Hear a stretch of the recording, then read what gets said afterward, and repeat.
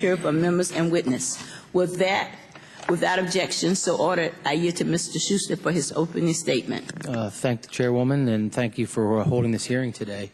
As the authorization for pipeline safety programs is set to expire in September, it's important that we continue to hold hearings like this to identify what parts of the law are working and what parts need to be revisited.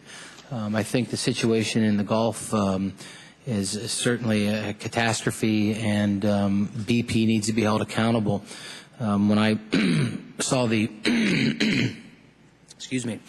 saw the facts that BP has had over 700 willful violations of drilling and pipeline safety out in the Gulf, and the next closest violator is Sunoco with 8. There certainly is a problem with what BP is doing, and we need to make sure that we are safe and what we're doing out there in the Gulf. And we need to obviously, first of all, stop the spill, stop the oil from coming out into the Gulf. Second, focus on the cleanup, and then we'll have plenty of time to assess the blame and hold those accountable for the situation. But as we hold these hearings on pipeline safety, it's not dealing with deep shore pipelines. It's dealing mainly, almost exclusively, with pipelines that are on land or very close to the land. And it's important that we remember that these pipelines are the safest mode of transportation. And in 2008, there were 39,000 transportation-related fatalities.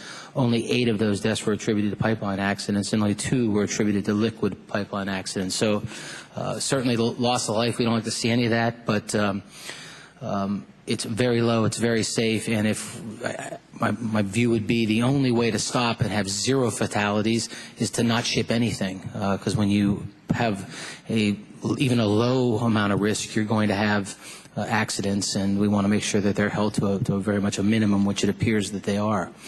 Pipelines are also the most efficient and environmentally sound way to transport petroleum liquids.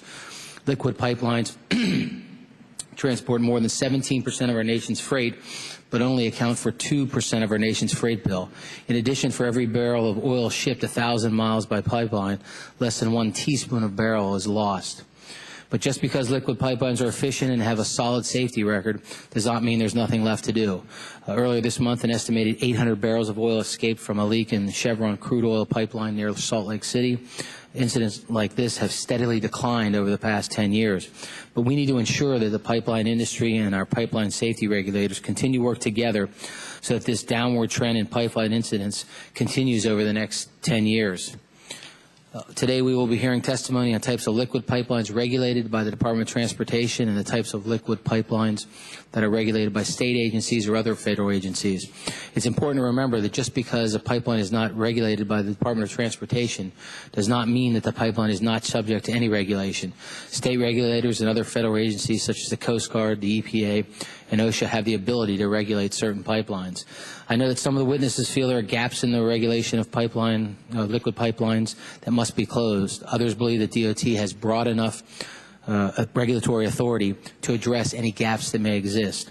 So I look forward to hearing our witnesses today. Thank you all for being here. Appreciate you taking the time, and I yield back.